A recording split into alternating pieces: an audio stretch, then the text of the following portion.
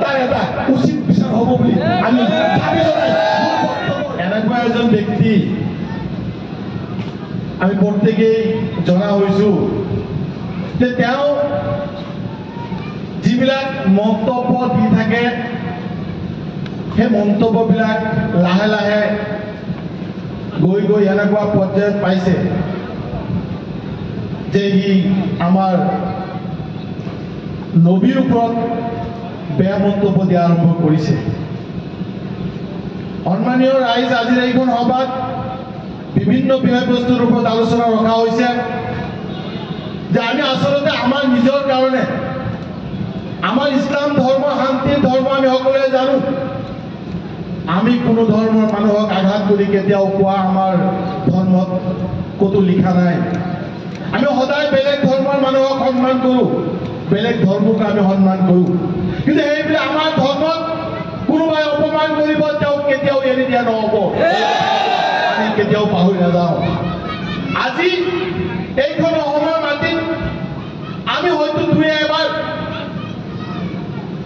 এজন তেনেকুৱা সাম্প্ৰদায়িক বক্তব্য দিয়া তেনেকুৱা ব্যক্তিৰ মুখৰ পৰা এইবিলাক কথা টিভিত আমি দেখিবলৈ পাইছিলোঁ, তেওঁলোকে কৈছিল। কিন্তু বৰ দুখ আৰু পৰিতাপৰ বিষয় যে আজহাৰী নামৰ ব্যক্তিজনে আজি আমাৰ নবীৰ বিৰুদ্ধে তেওঁ যি অপবাক্য ব্যৱহাৰ কৰি আছে, নিশ্চয় আল্লাহ ইয়াৰ বিচাৰ কৰিব ইনশাআল্লাহ, ইয়াৰ বিচাৰ হ'ব ইনশাআল্লাহ। কিন্তু মাননীয় অসমৰ মুখ্যমন্ত্ৰী মহোদয়, মই আজিৰ এই সভাৰ জৰিয়তে মই অনুৰোধ কৰিব বিচাৰিম, আমাৰ ডিজিপি সাহেবক অনুৰোধ কৰিব বিচাৰিম যে আমাৰ ধৰ্ম শান্তিৰ ধৰ্ম, আমাৰ নবী বিশ্ব নবী আজি গুগলত চাৰ্চ কৰিলে নাম্বাৰ ওৱান প্ৰফেট হিচাপে নাম্বাৰ ওৱান ব্যক্তি হিচাপে হযৰত মুহাম্মদ মুস্তাফা সাল্লাল্লাহু আলাইহি সাল্লামৰ নাম আছে। এই কথা মাত্ৰ মই নহয়, পৃথিৱীৰ প্ৰায় 800 কোটি মানুহ আজিৰ তাৰিখত আছে। প্ৰত্যেক জাতি ধৰ্মৰ বৰ্ণৰ মানুহে এই কথা স্বীকাৰ কৰিছে। পৃথিৱীৰ আটাইতকৈ যদিও ভাল ব্যক্তি আছিল সেইজন হৈছে হযৰত মুহাম্মদ মুস্তাফা সাল্লাল্লাহু আলাইহি সাল্লাম। আজি তেখেতৰ বিৰুদ্ধে এই আজহাৰীয়ে যি কথা কৈছে, যি বাক্য তেওঁ লিখিছে, যি বক্তব্য দিছে, আমাৰ অসমৰ নহয় মাত্ৰ গোটেই পৃথিৱীৰ মুছলমানসকলৰ বৰ দুখ লাগিছে। আজি ধৰ্ম নিৰপেক্ষ দেশ, আমি ধৰ্ম নিৰপেক্ষ বিশ্বাস কৰোঁ, গণতন্ত্ৰক বিশ্বাস কৰোঁ, আমাৰ ৰাষ্ট্ৰত আমাৰ ৰাজ্যত আইন আছে। মাননীয় মুখ্যমন্ত্ৰী সাহেবে অসমৰ 1,30,00,000 মুছলমানৰ এই সন্মানৰ প্ৰতি লক্ষ্য ৰাখি আজহাৰী সাহেবক অতি সোনকালে এৰেষ্ট কৰাৰ কাৰণে মাননীয় SP সাহেব, মাননীয় DIG IG সাহেব, তেখেতসকলেও অসমৰ মাত্ৰ মুছলমানক লৈ ভাৰতবৰ্ষৰ নহয় গোটেই পৃথিৱীৰ মুছলমানৰ সন্মানৰ খাতিৰত তেখেতে যি আজি আমাৰ নবীৰ বিৰুদ্ধে, আমাৰ মৰমৰ নবীৰ বিৰুদ্ধে যি অপবাদ দিব চেষ্টা কৰিছে, তেওঁক এৰেষ্ট কৰিলেহে আমি শান্তি পাম। আমি গণতান্ত্ৰিকভাৱেই যাব লাগিব, আমি অগণতান্ত্ৰিকভাৱে কোনো আন্দোলন কৰিব নোৱাৰিম। আমি এইখন ৰাজ্যত দেখা পাইছোঁ অসমৰ বৰ্তমানৰ মাননীয় মুখ্যমন্ত্ৰী সাহেবে তেখেতে ডাইৰেক্ট টাৰ্গেট কৰি আমাৰ এই জাতিটোক তেওঁ নিষেধ কৰাৰ কাৰণে কিছুমান বক্তব্য দিয়ে। যোৱাকালিও তেওঁ কৈছে, আজি এইখন সভাতে এই কথা উল্লেখ কৰা হৈছে, তেখেতে সদায় হিন্দু মুছলমান কৰি ৰাজনীতি কৰি থাকে। আমিও বিচাৰোঁ, আমিও তেওঁ ভাল পাওঁ, তেওঁ অসমৰ মুখ্যমন্ত্ৰী, তেওঁ এজন যোগ্য ব্যক্তি, আমি অস্বীকাৰ নকৰোঁ। কিন্তু বৰ দুখ লাগে এইখন অসমৰ মাটিত আজিৰ তাৰিখত 3,30,00,000 বা 40,00,000 মানুহ আমি আছোঁ, তাতে প্ৰায় 1,30,00,000 আমি মুছলমান মানুহ। তেওঁ কোনোদিনেই আমাক মৰম কৰাৰ এটা ইতিহাস দেখিবলৈ পোৱা নগ'ল। এইখন ভাৰতবৰ্ষৰ স্বাধীনতাৰ কাৰণে, এইখন অসমৰ স্বাধীনতাৰ কাৰণে আমাৰ কিমান পূৰ্বপুৰুষসকলে তেল দি থৈ গৈছে। আজি এইখন ভাৰতবৰ্ষৰ স্বাধীনতাৰ কাৰণে আজিও যদি দিল্লীৰ আপোনাৰ ইণ্ডিয়া গেটত যায় দেখিবলৈ পাব তাত প্ৰায় 93,000 মানুহৰ শ্বহীদৰ নাম লিখা আছে। তাত প্ৰায় 65,000 মুছলমান আলেম ওলামাৰ নাম তাত লিখা আছে। তেওঁলোকৰ শ্বহীদৰ বিনিময়ত এই ভাৰতবৰ্ষ স্বাধীন হৈছে। দুখ লাগে আজি গুৱাহাটীত যিমান মানুহে কাম কৰিছে সকলোখিনি আমাৰ মিয়া মানুহ। আজি যিমান সময় যিমান অঞ্চলত ৰিক্সা চলাইছে, চব্জি বিক্ৰী কৰিছে, মিস্ত্ৰী কাম কৰিছে, সব আমাৰ সংখ্যালঘু মানুহখিনিয়ে। আজি অসমৰ বৰপেটা দৰং যদি চব্জি খেতি হৈছে, ধান খেতি হৈছে, আটাইতকৈ যদি বেছি অসমৰ মাটিত চব্জি কৃষি বিভাগত যদি উন্নতি কৰিছে, সেইখিনি আমাৰ নিয়মে কৰিছে। আজি অৰ্থনৈতিকভাৱে আমাৰ মানুহৰ ল'ৰাবিলাকে ছোৱালীবিলাকে কৰ্ণাটক কেৰালা গৈ অৰ্থনৈতিকভাৱে সেইবিলাক ৰাজ্যৰ পৰা টকা ইনকাম কৰি আজি অসমৰ জনমূল্য বৃদ্ধি কৰিছে, অসমৰ অৰ্থনৈতিক ব্যৱস্থা বৃদ্ধি কৰিছে।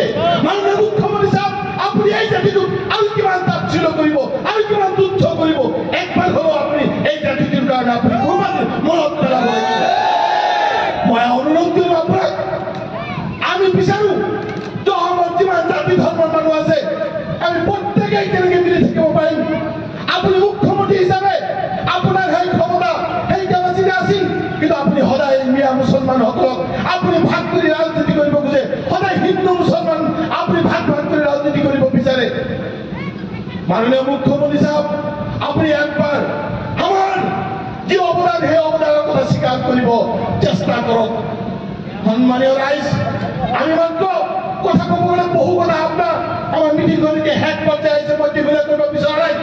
আজি শিক্ষাৰ ক্ষেত্ৰত, আজি মাটিৰ পাত্ৰৰ ক্ষেত্ৰত, ৰাস্তা ঘাটৰ ক্ষেত্ৰত, আমাৰ মানুহৰ বিভিন্ন সমস্যাৰ ক্ষেত্ৰত আজি যি কষ্ট আমাক দিয়া হৈছে স্বাধীনতাৰ পিছৰ পৰাই, আমি কি পাপ কৰিছো? আমি মানুহ নহয় নেকি? আমি মানুহ হিচাপে জীয়াই থাকিবৰ কাৰণে আমাৰ প্ৰত্যেকজন ব্যক্তিয়ে শিক্ষিত হ'ব লাগিব, আমাৰ ল'ৰা ছোৱালীক শিক্ষিত কৰিব লাগিব। আমি সদায় বেয়া কামৰ পৰা দূৰত থাকিব লাগিব, মদ ভাং জুৱা আমি পৰিত্যাগ কৰিব লাগিব।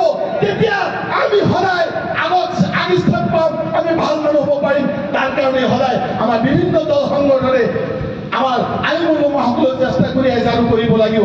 শ্ৰদ্ধাৰ সদন, মই আপোনালোকৰ সদৌ আহলে সুন্নত আমাৰ যি মাদ্ৰাছা শিক্ষা বোৰ্ডৰ যি সাধাৰণ সভা আজি যি বৃহৎ বস্তু লৈ আলোচনা কৰা হৈছে, ইয়াত আটাইতকৈ ইছলামৰ একদম সবচেয়ে আমাৰ যিজন একেবাৰে আমাৰ সৰ্বশ্ৰেষ্ঠ আমাৰ নবী হযৰত মুহাম্মদ মুস্তাফা সাল্লাল্লাহু আলাইহি ওয়াসাল্লাম তেখেতৰ সম্পৰ্কত আজি এই কথাটো আমি দেখিবলৈ পাইছো বিভিন্ন সময়ত।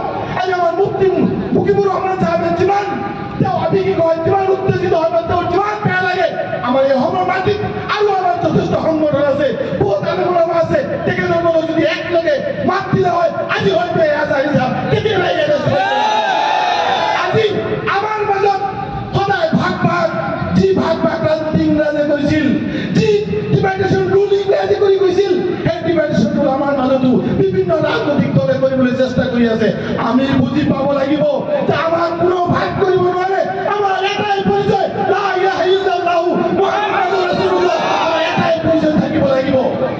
সন্মানীয় সদন, মই আপোনালোকক অনুৰোধ কৰিব বিচাৰিম যে আমি কেনেকে আমাৰ মাজত যিমান আহলে সুন্নতৰ আমাৰ কি কয় যিমান মাদ্ৰাছা আছে, যিমান আলেম ওলামা সকল আছে, আমি প্ৰত্যেকেই এই ক্ষেত্ৰত যিটো নবী আমাৰ এজনেই, আমাৰ মৰমৰ নবী এজনেই, আপোনালোকৰ যি নবী আমাৰ সকলোৰে গোটেই পৃথিৱীৰ তেওঁ নবী তেখেত, গতিকে তেখেতৰ কাৰণে প্ৰত্যেকজন ব্যক্তিৰে প্ৰতিবাদ কৰাৰ দৰকাৰ আছে। বিচাৰ কৰাৰ মালিক আল্লাহ, বিচাৰ কৰাৰ মালিক আল্লাহ, নিশ্চয় আল্লাহ ইয়াৰ বিচাৰ কৰিব। আজ আমি নিশ্চয় কোনোবা দিন নহয় কোনোবা দিন এৰেষ্ট হ'ব আৰু ইয়াৰ মই আপোনালোকৰ লগত আছো, থাকিম ইনশাআল্লাহ। আমাৰ বিধায়ক মহোদয় লণ্ডনত বিশেষ কামত আছে, নহ'লে তেখেতো আজি ইয়াত থাকিলে হয়। তেখেতে তাৰ পৰা মোক ফোন কৰি ইয়াত অহাৰ কাৰণে তেখেতে কৈছে মই আহিছো, তেখেতে চালাম জনাইছে। নিশ্চয় আজি আমাৰ নবীৰ বিৰুদ্ধে যিসকল ব্যক্তিয়ে কথা কয় তেওঁলোকৰ প্ৰতিবাদ কৰাৰ কাৰণে, তেওঁলোকৰ প্ৰতিবাদত আমিও সকলোৱে আপোনালোকৰ লগত একেলগে থাকিম ইনশাআল্লাহ। আৰু এইটো মোৰ কৰ্তব্য, এইটো প্ৰত্যেকজন মুছলমানৰ কৰ্তব্য, প্ৰত্যেকজন ইমানদাৰী ব্যক্তিৰ কৰ্তব্য। ইছলামৰ বিৰুদ্ধে, নবীৰ বিৰুদ্ধে, আল্লাহৰ বিৰুদ্ধে, কোরআনের বিরুদ্ধে, আল্লাহর মসজিদের বিরুদ্ধে যেতিয়া এই কোনোবাই অন্যায় কথা কব, তেতিয়াই আমি একলগ হৈ তাক প্ৰতিবাদ কৰিব। আপোনালোক সকলোকে আল্লাহৰ ওচৰত দোৱা ৰাখক আৰু আমি গণতান্ত্ৰিকভাৱে প্ৰতিবাদ কৰিম। আমি দাবী জনাম মুখ্যমন্ত্ৰী ডাঙৰীয়া, ডিআইজি ডাঙৰীয়া, আমাৰ ডিজিপি সাহেবক যে আপোনালোকে অতি সোনকালে এই বেয়া মানুহজনক এৰেষ্ট কৰক আৰু আমাৰ ক্ষমা খুজি শেষ কৰিছো। খুদা হাফিজ, আসসালামু আলাইকুম।